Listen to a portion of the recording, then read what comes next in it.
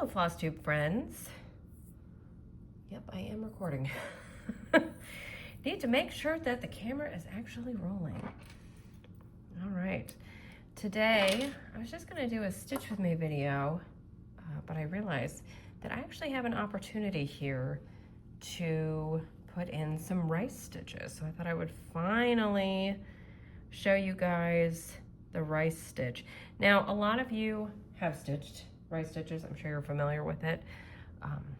So for some of you, this is not going to be new. That's okay. I did talk about, sorry, cat hair on the project. Drives me bonkers. I talked about Jane Backhouse, which is a piece that I received as an attendee of the Swindon event that was held in October of 2025. It has diamond medallions in it that are all done in rice stitches. And I was like, well, I'm gonna stitch down the left side of the border and get down to those medallions so I can do some rice stitches on well, that hasn't happened yet. What has happened is that we've turned the calendar to 2026. I finished my blessing sampler and I've been looking at my list of starts, things that I have been carrying over since 2025 and even a few things since 2024. This is one of them. This is the Lone Eagle sampler from NeedleWork Press. This was a market release back in 24, I believe. And I started it pretty much right away, got quite a bit of progress made on it, and then just put it away in 2025 in favor of hats charts, Hands Across the Sea samplers charts. And if you haven't watched my 2025 hats finish parade, I will link that for you below so you can see all the different things that I finished in 2025. So basically now that that is done, I stitched as many hats as I could in 1 year. Now in 2026, it's basically anything goes. But keeping in mind that I do have some older whips that I would like to finish, get out of the whip pile, hang on my wall. And this was one of the first that came to mind. I love this sampler. I love my thread and fabric combination here. I have chosen to use Overa Soie 100.3 in 664. Let me show you. So there's 100, it looks like 1003, but when you find it online, you'll see that it's usually written as 100.3 or 100/3. And I've chosen 664. That's the color. If you want this in a soie surfine, you would just look up 2664 and you'll get the same color, but in a thinner, a lighter weight silk. So I chose that color. It is my favorite red in that line. And I have selected as my fabric this 56 count from X Jude Design. It is called Latte. It's just a nice, basic, medium tone gray. And I don't really think that the camera is picking up the color very well of the thread, but the combination in person is just beautiful. The red really pops on this gray fabric. So, as I say, I want to finish some of my older whips. Of course, a lot of them are ginormous, so we'll see how long it takes me to actually get through some of these. But this one I knew was close-ish. So after I finished my blessing sampler last week, I pulled this out and have been working on it monogamously since then. And I'm pleased to say that I am almost done. I just have a few motifs to complete. So you see, I've completed the bird. I've done on the border. I do have some mistakes in here, but I'm not really worried about it. It's no big deal. But you can see that I have finished the border, finished this bird, this motif, these items here, even this little heart. So I just have a few things in here to do. This little thing that looks like it could be a basket, some sort of symbol here, and then this crown. And the crown here is what I'm going to be focusing on in this video, because the crown, and I'll just show you on camera, I think it's fine, show you on camera that the crown is actually stitched kind of in groups of 4 cross stitches. You see there's like a block of 4, a block of 4, a block of 4. the whole thing works out to be perfect blocks of 4, except this upright right here. And so I thought I could stitch that. I could easily convert it from cross stitches to rice stitches. I do like stitching rice stitches for 2 reasons. They add texture to a sampler that may, you know, otherwise be completely stitched in just the one stitch, just regular cross stitches. It adds some depth to it. And then also it goes really quickly. It is fast. Rice stitches are fast. And if you stitch them over 4, meaning taking up the same amount of space as 4 regular cross stitches over 2, it actually does go more quickly than 4 cross stitches that would take up the same space. So that is what I'm going to do here. Now, as I said, this, this upright here, that does not work out to be perfect groups of 4. So I'll have to make an adjustment. I'll either extend it or shorten it. I might just shorten it to make up for that so that I can stitch it in rice stitches. Okay, so what I'm going to do, and I'm kind of seated awkwardly at the table here today. I have the gooseneck right in front of my face. So the camera is kind of in between my face and the stitching. We'll see how well this works out. And I'm not even sure that this is focusing properly. Okay, need to get my bearings here. I need to count where I am. Actually, the first thing I should do is actually kind of just go over what a rice stitch is. So basically, a rice stitch forms a square, just like a regular cross stitch, and you can stitch them over 4. That, to me, is what's most common. I've seen rice stitches over 4 more than I have seen them over 2, but you can stitch them over 2 as well. I think that would be difficult with the 103 threads on 56 count, but if you were stitching on a lower count fabric, you could absolutely do rice stitches over 2. So basically, to form a rice stitch, you form an X, and then you form a diamond over the X. So real quick here, I'm not gonna do this any special way. I'm just gonna show you down here in the corner, and then I'll rip it out. So your X, and as I say, this is not perfect, and I'm just showing you large so you can see. So you've got the X, and then you kind of form a diamond over it. And you want to make sure that your points meet. Now, so this is easier for me to rip out after this demonstration. I'm not making my points meet. I'm also not making this completely even. You can see that it's really wonky, but I want you to be able to see what the rice stitch is. Okay, so if that makes sense, that's the sort of shape we're going to be forming. So I'm just gonna take that out because I don't wanna cut it and waste the thread here. But you can see that that is the design that we're aiming for. And there we go, came right out. So I'm gonna go ahead and thread my needle again, but very easy once you get the hang of them. Just like anything else, it's important to be consistent in how you form the stitch. So while all of my crosses, all of them are formed like this, with the same leg on top for all of them, you wanna make sure you're creating your rice stitches the same way each time. So I'm just counting up 2, and then I have to go over 3. Oops. 1, 2, 3. Okay, and then I do that to open up a hole, and it tells me where I need to be. I apologize for the shakiness of the camera. As I say, the gooseneck is right in between me and the stitching. I want to ensure that you guys can see what I'm doing, even if I can't see what I'm doing. So this is the bottom left corner of the crown. I am going to put my needle in over there to the right. That's where I'm going to be going. And so this way, my thread will be secured on the back as I go.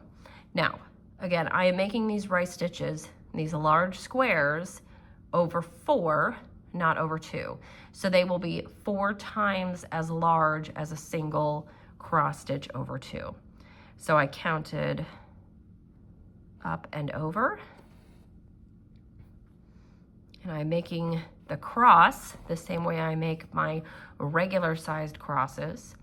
I go from bottom left to top right, and then bottom right to top left. Now, someone asked me in a previous video why I choose to stitch bottom left to top right first. And I want to make it clear that I don't necessarily go from bottom left to top right all the time. Sometimes I go bottom right, or excuse me, top right to bottom left. Really, the point is to make sure that this leg is the first one, and then this leg is the second one. I don't care what corner, whether it's the top right or the bottom left. I don't care which corner I start in. I'm gonna start in whichever corner is most convenient for me at the time, but that is the leg that I want to put down first. So I just wanna make that clear. That is how I make consistent stitches. I don't really care what my backs look like. It's more important to me that my front, you know, the finished piece, that you can see that is neat. And so as long as there's not a ton, you know, there's not a huge mess on the back that makes any problems on the front, I'm fine with it. I don't care. All right, now I'm going to go around and create the diamond shape over the X. And again, we want to make sure that all our points meet. And I know that if you are watching this on a phone, a tablet, a laptop, something like that, you will be able to zoom in. I know it's difficult, maybe impossible to do it if you're watching this on your television, but if you really need to get up close, you can zoom in on another device. Okay, so first rice stitch is already done. So easy. So again, I'm starting in, we're going to the next one. We're just making a row of them. I think I'll have 1, 2, 3, 7 rice stitches along the bottom here. So I'm just moving to the right. So I know that this is going to be the top. So I'm going to count over 2, 4, because we're going over 4 linen threads. A regular cross stitch is over 2 linen threads on 56 count, or 46, or 40, or 36, or 32, or 28. But we are going over 4 here. You should be able to do rice stitches on Aida as well. So for all the Aida stitches out there, this is a way to incorporate another type of stitch into your pieces.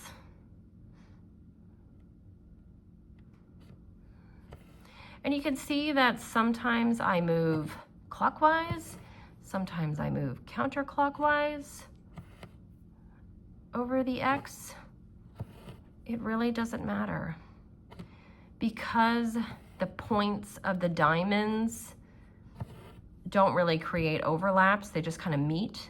I don't think it matters how you lay the legs of the diamonds down.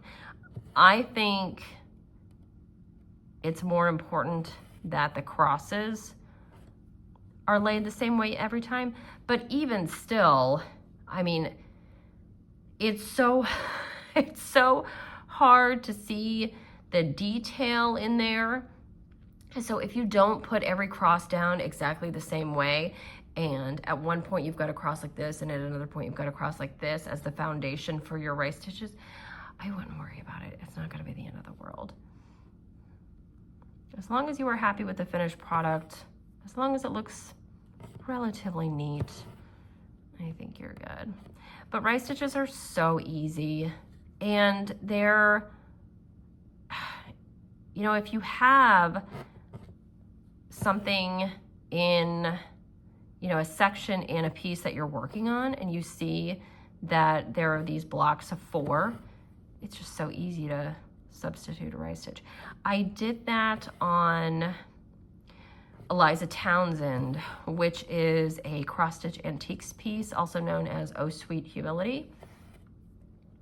I stitched a field of grass at the top in rice stitches because it had this blocky shape it was kind of like a stepped mound of grass at the top. And I was looking at it, I was like, you know what? That would so easily be changed to rice stitches. So that's what I did. But I think I first encountered rice stitches on Hannah Campbell by Hands Across the Sea Samplers. Hannah Campbell has a beautiful brown house at the bottom, and the effect that the rice stitch gives on the house is just amazing. Now I am getting closer to my tail here. I am sure that it is secured on the back, so I am going to go ahead and just pull that to the back. Easy peasy. And look at that, I've already got 4 rice stitches done. I think I've got 3 to go. Looks like it. 1, 2, 3.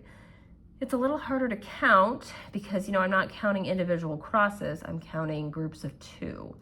So 1, 2, 3, yep. It's so easy. For this one, I was thinking, well, even though it would be so easy to put rice stitches in here, do I really want to change something on this piece? Do I want to deviate from what's charted? I'm not so worried about it. I have some mistakes in here. In fact, I have a mistake in here that forced me to compensate with other purposeful mistakes. And so it's okay. It's not a perfect piece. It's not exactly as charted. I'm having a hard time seeing here. I'm so far from my stitching. I hope you guys can see what I'm doing because I can't see it very well. My eyes are over a foot away from my stitching, and usually I am much, much closer. I get questions sometimes about how I see on 56 count. And the fact of the matter is that I wear glasses, but I have the benefit of just having relatively good eyesight right now. So I'm sure there will come a day that I will need magnification of some kind, or I will have to put the 56 count aside. But for right now, I can see it with just my glasses on. And in fact, I could probably see it with my glasses off because I'm actually more nearsighted. But if I don't wear my glasses for an extended period of time, then I get a headache. So my eyes are like, what are you doing to me?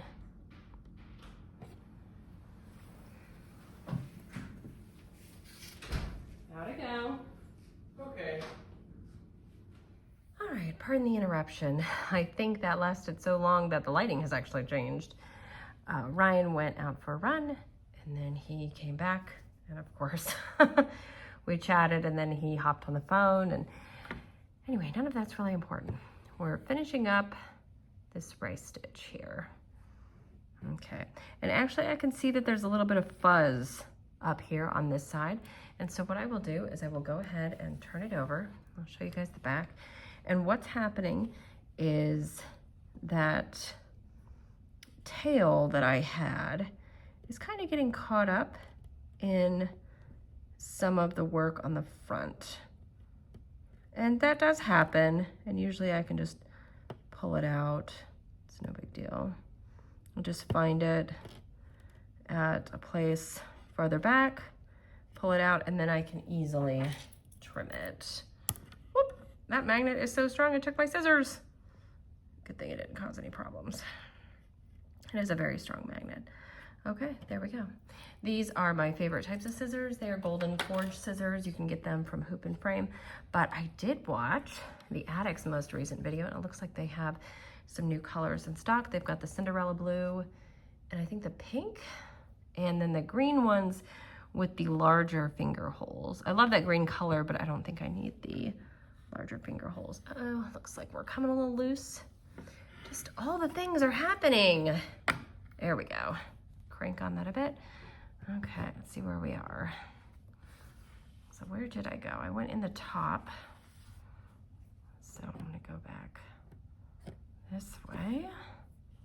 All right, again, I hope you guys can see this. If not, you can zoom in. Should be able to. Looks pretty good so far. Hope the lighting is okay. I'm gonna count how many rice stitches I have. 1, 2, 3, 4, 5, 6. And I believe I need 7 for the bottom of this crown. 1, 2, 3, 4. And it would be 5, 6, 7. Okay. So I've got to do one more and then I can start moving up. But again, you know, this is a pretty simple stitch to do once you've learned it. It's kind of hard to forget, honestly. If you look at a diagram, it's pretty easy to work out. But if you do have any questions on the rice stitch, there are plenty of diagrams and other tutorials out there. This is just my particular way of doing it, nothing fancy. I do plan to record more Stitch With Me videos throughout 2026. I will be focusing on different types of specialty stitches as I have been. I'll also just do some basic Stitch With Me videos where I'm just sitting and chatting. I have received, very thankfully, some suggestions from viewers on particular topics that they would like me to cover, and I've added them to the list. So thank you so much. If you have any suggestions for Stitch With Me videos, you are more than welcome to send those in. I am so far away from my stitching, I am having a hard time counting. Let's see. That looks right. Famous last words. Let me pull this a little closer. That will be the start of my next rice stitch. I hope you guys enjoyed this. Please leave a comment below if you like, or any questions if you have them. You can also find me on Instagram at StitchStitchBead, and I will leave my email address below if you want to find me that way. But thank you so much for watching, and until next time, very happy stitching.